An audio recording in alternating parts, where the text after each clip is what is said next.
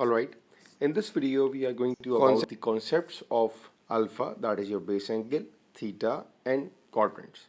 So we will start with quadrants. In trigonometry there are four quadrants. There are four quadrants with the numbering of 1, 2, 3, 4. Now these quadrants have a special property. In the first quadrant we say that all trigonometric functions are positive. In the second quadrant we say that sine is positive. In the third quadrant we say that tan is positive. And in the fourth quadrant we say that cos is positive.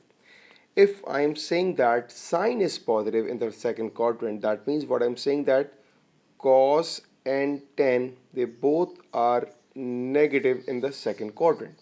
If I'm saying that in the third quadrant tan is positive, that means I'm saying that sine and cos both are negative in the third quadrant. And similarly for fourth quadrant, if cos is positive, that means sine and tan are negative in the fourth quadrant. So whatever the function I am writing in each of the quadrant, that means that this function specifically in this quadrant is positive and other all the functions are negative.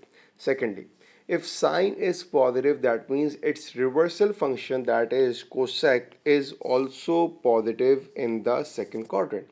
If tan is positive means cot is positive, and if cos is positive means sec is positive. So that is the first and the important concept of the quadrants, that you must understand that in which quadrant which function is positive and in which function is negative.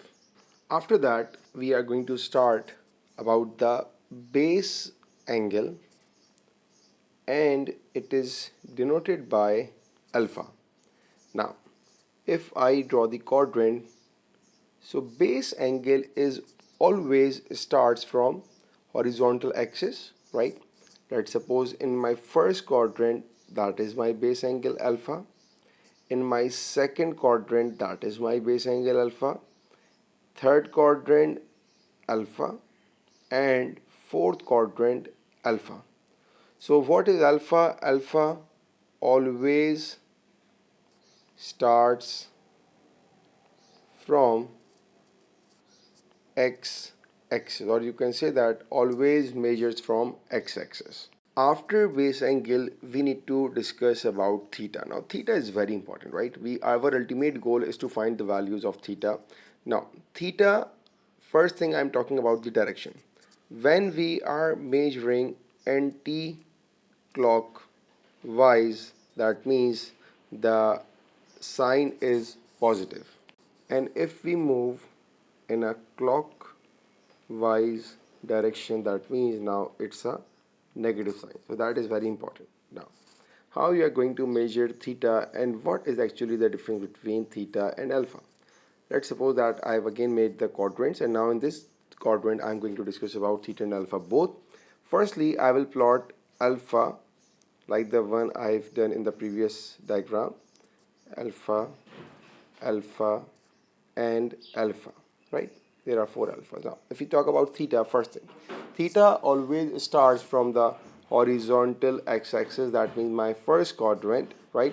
And it measures in anti-clockwise when the sign is positive.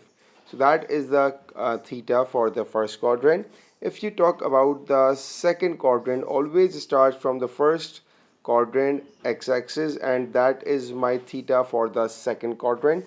If you talk about third quadrant, starts from positive x-axis, third quadrant, that is my theta. And for the last one it will be starts from the horizontal x-axis and in the fourth quadrant, so that is my theta. All right, so theta is different from each of the quadrants. It starts from the horizontal x-axis. If the direction is positive, that means we need to move in a anti-clockwise direction. If the direction is clockwise, how you are going to define in your diagram? So if the direction is clockwise, again firstly I am plotting alpha in all four quadrants, alpha and alpha. Now if we are going to measure in the clockwise direction, so for the fourth quadrant, that will be my theta, right? And after that, starts from the same axis, from the third quadrant, that is my theta. After that, for the second quadrant, that will be my theta, and for the first quadrant, that is my theta. So first thing is you need to confirm it that whatever your direction is, the number of your quadrants is not changing. First, second, third, and fourth. So the quadrant number is always same, either you are moving in a clockwise direction or you are moving in a anti-clockwise direction.